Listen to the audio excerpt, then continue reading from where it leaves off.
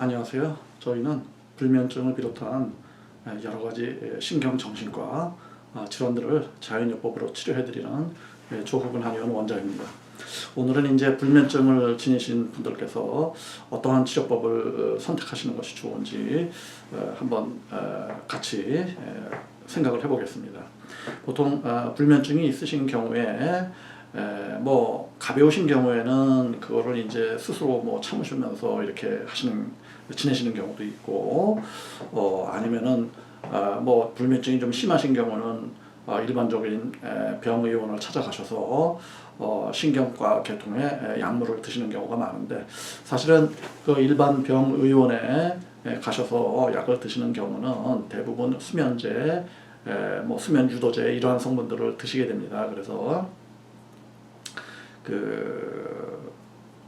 주무시기 전에 보통 이러한 수면제를 드심으로써 잠을 주무시는 경우가 많은데, 뭐 장단점이 있습니다. 장단점이 있는데 대부분 환자분들께서 이러한 그 수면제의 부작용이나 또는 역작용에 대해서 뭐 드셔보신 분들은 잘 아시겠지만 상당히 그 부작용이 상당히 좀 많이 있는 편입니다. 그래서 뭐 집중력이 감소한다든지 또는 뭐 불안하다든지 뭐 아침에 일어나면은 여러 가지 또 느낌이 좋지가 않다든지 여러 가지 부작용이 있을 수가 있고, 그 다음에 또 이러한 그 수면제나 수면 유도제 등은 사실은 그 우리가 일반 약이라고 하면은 뭐 위장에 작용을 한다든지 간에 작용을 한다든지 뭐 심장에 작용을 한다든지 뭐 콩팥에 작용을 하든지 이런 것이 일반적인 약물인데, 이 수면제라고 하는 것은 그 간이나 뭐 위장에 작용하는 것이 아니고 우리의 그 신경 세포에 작용을 하게 됩니다. 그래서 우리 머릿속에 그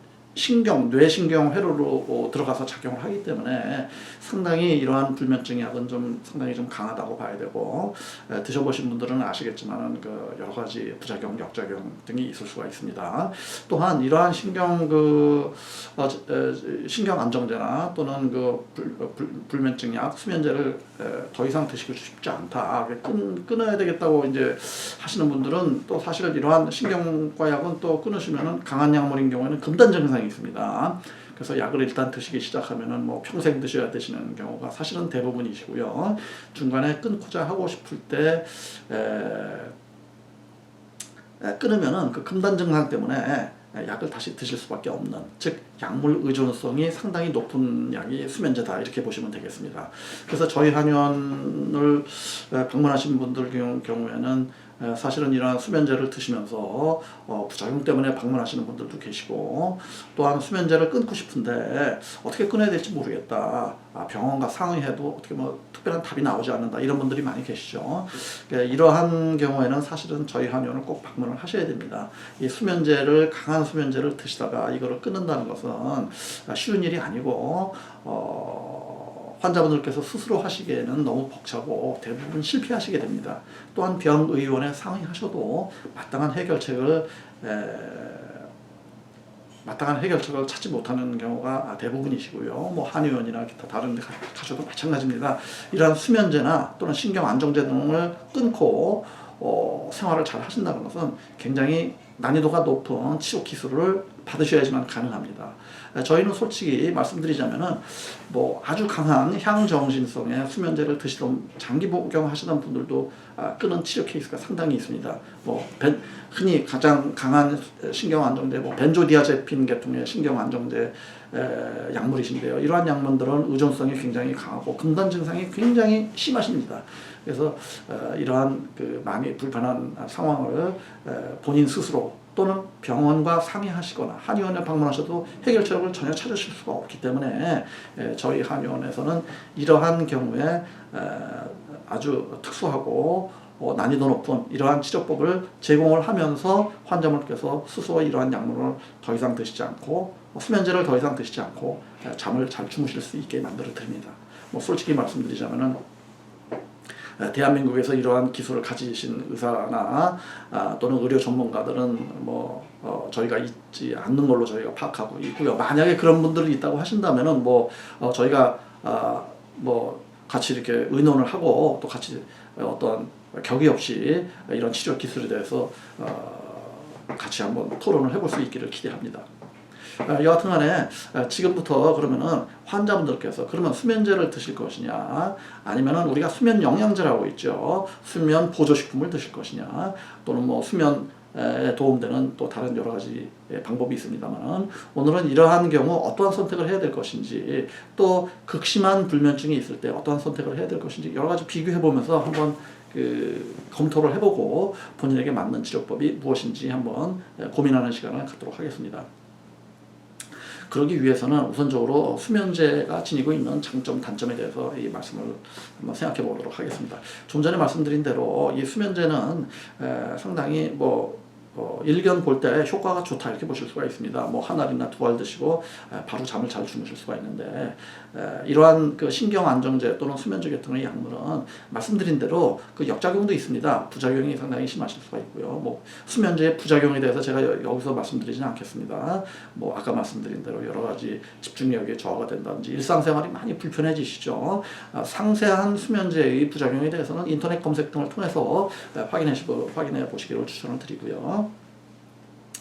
이러한 물론 수면제가 장점도 있습니다. 뭐 한 번 드시면은 바로바로 한 알 드시고 주무시고 두 알 드시고 주무시고 바로바로 효과를 보실 수 있다는 것은 또 장점이라고 할 수가 있겠죠. 하지만은 단점은 부작용이 있다, 의존성이 심하다, 나중에는 이 수면제를 끊을 수가 없다, 이 같은 것이 이 단점이 되는 것이고, 또 수면제에 계속 의존해서 약을 드시면서 잠을 청하시다 보면은 나중에는 어떠한 상황에 가서는 그 해당되는 수면제로서 더 이상 효과를 보지 못하는 경우가 생깁니다. 이제 이러한 경우에는 병원에서 수면제를 더 강하게 처방을 하시게 되죠. 그래서 좀 더 강한 약 이렇게 처방을 받으시다 보면은 나중에는 향정신성 약물로서 수면제를 드리는 경우가, 처방받는 경우가 있으십니다.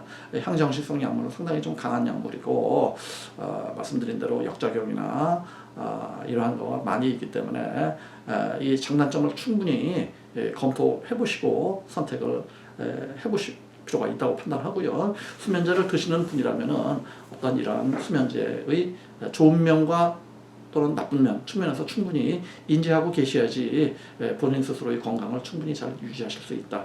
이와 같이 말씀을 드리고, 이처럼 좀 전에 말씀드린 대로 수면제의 양이 점점 증가가 된다든지, 점점 강한 수면약을 드셔야지만 잠을 청할 수 있다, 이와 같은 것은 상당히 좀 안 좋은 상황이기 때문에 이와 같은 경우에는 저희가 거듭 말씀드리지만 저희 한의원을 방문하셔서 수면제를 극복하실 수 있는 치료 방법을 선택하시는 것이 좋겠습니다. 자, 그러면 이와 같이 병원에서 처방을 받아서 약을 드시는 경우 수면제를 드시게 되고요. 그러면 또 다른 방면에서 수면 영양제라는 것이 있죠. 수면 보조제 혹은 뭐 수면 건강식품 이렇게 말씀드릴 수도 있겠습니다. 그럼 이러한 것들은 뭐 예를 들어서 뭐 쿠팡이나 이런 데서 구하실 수도 있고, 뭐 약국 인근의 약국을 방문하셔도 뭐 처방전 없이 이제 구하실 수 있는 이러한 뭐 장점이라면 이런 것도 장점이라고 할 수가 있겠죠. 또 한 가지 이런 수면 영양제의 보조제의 장점은 부작용이나 역작용이 거의 없다. 이와 같이 보실 수가 있겠습니다. 그래서 뭐 장기 복용 시에도 대부분의 경우에는 특별한 부작용 없이 복용하실 수가 있는 이러한 이제 수면 영양제가 되는 것이고, 수면 보조제가 되는 것이죠. 근데 이제 이러한 장점만 있는 것이 아니고 이와 같은 수면 영양제도 단점이 있으신데요. 그것은 무엇이냐면은 효과가 수면제에 비해서 상당히 좀 떨어지는 편입니다. 그래서 뭐 하루 이틀 드셔서 효과를 보시기가 좀 힘드신 경우가 상당히 많이 있고, 그럼에도 이제 이 부작용이 없기 때문에 불면증이 가벼우신 분들, 수면 장애가 심하지 않으신 분들의 경우에는 뭐 선택적으로 이러한 수면 영양제를 구입을 하셔가지고 한번 주무시는데 도움이 되는지 시도를 해보는 것도 의의가 있다고 저희가 판단을 하고요. 일정하게 도움이 되신다면은 이러한 수면 영양제를 지속적으로 복용을 하시더라도 일반적으로 수면제에 비교할 만한 이러한 부작용은 없습니다. 거의 부작용은 뭐 없다고 보셔도 무방하지 않을까 이렇게 생각을 합니다. 물론 개인의 차에서 조금씩의 유도리는 있겠지만은 거의 안전하게 복용하실 수 있다. 그리고 끊을 경우에도 이러한 수면 보조를 끊고 싶으면 쉽게 끊을 수 있는, 말하자면은 의존성이 심하지 않은 것이죠. 그래서 의존성이 심하지 않다는 점, 또한 천연 성분으로서 부작용이나 역작용 어떤 점 이러한 것은 장점이 될 수가 있는 반면에 효과가 수면제보다 많이 떨어진다. 그래서 초기인 경우에는 효과를 보실 수 있지만 불면증이 심해지거나 아주 만성이거나 아주 불면증이 수면장애가 심해진 경우는 효과를 볼 수 없다라는 점이 단점이라고 말씀드릴 수가 있겠습니다. 그러면은 지금 수면제와 수면 영양제를 좀 비교해서 여러 가지 이제 장단점을 살펴봤는데요. 그러면 수면 영양제는 어떠한 종류가 있느냐 또 환자분들께서 궁금해하시는 경우가 있는데 수면 영양제도 종류가 상당히 많습니다. 그래서 또 환자분들께서 그 선택하기에 약간 좀 어려운 점이 있는데 뭐 예를 들자면 멜라토닌이 많이 좀 멜라토닌을 드시는 분들도 계시고 5-HTP 그다음에 L-트립토판 성분도 있고 여러분들께서 잘 알고 계시는 칼슘과 마그네슘 이것도 수면에 좀 도움되는 부분이 있습니다. 그 다음에 발레리안이라는 약초도 많이 알려져 있고요. 그 다음에 저희가 이제 추천드리는 것 중에서는 L시틴이라 그래서 우리가 해바라기씨나 난황, 계란 노른자에서 추출한 여러 가지 이런 것이 있을 수가 있고 아연이라고 하는 영양제도 진정 효과가 있기 때문에 좀 드시면서 수면에 도움되는 부분을 있을 수가 있고 수면 호르몬의 작용에 도움을 주는 비타민 B6 B6이죠. 하는 것도 역시 생각을 해보실 수가 있고요. 그 이외에도 여러 가지 약초나 영양성분이 이와 같은 수면 영양제로서 존재하고 있고 이에 대해서는 조금 더 상세하게 저희가 다른 동영상을 통해서 수면 영양제를 워낙에 종류가 많기 때문에 조금 더 상세하게 저희가 설명을 드리도록 하겠습니다. 그러면 이상으로 저희가 수면제와 수면 영양제 혹은 수면 보조제라고 할 수 있는 천연 성분의 어떤 건강식품에 대해서 비교를 해드렸고요. 그러면은 우리가 수면장애나 불면증이 있으신 분들이 어떤 것을 선택해야 되느냐. 자, 지금부터 그 내용을 살펴보도록 하겠습니다. 말씀드린 대로 수면제가 불면증이나 수면장애가 오래되지 않았거나 최근에 발생했다. 잠은 뭐 잘 자는 편인데 예를 들어서 뭐 약간의 깊은 잠을 좀 못 자는 편이다. 이와 같은 경우 우리가 에는 수면제에 의존하는 처음부터 수면제에 의존하는 것보다는 수면 영양제, 수면 보조제 등을 선택하는 것이 좋다고 할 수가 있습니다. 그러나 만약에 말씀드린 대로 불면증이 너무 심하고 하루에 1시간, 2시간밖에 못 잔다든지 날밤을 새야 된다든지 이러한 아주 심한 불면증의 경우에는 수면 영양제로서는 효과를 보실 가능성이 많지가 않습니다. 약간의 도움은 되겠지만 하지만 시도를 해보실 수는 있겠죠. 시도해 보시고 효과가 있으시고 도움이 많이 된다 그러면은 수면 영양제 쪽을 계속 드시는 것을 저희는 추천을 드리고 있습니다.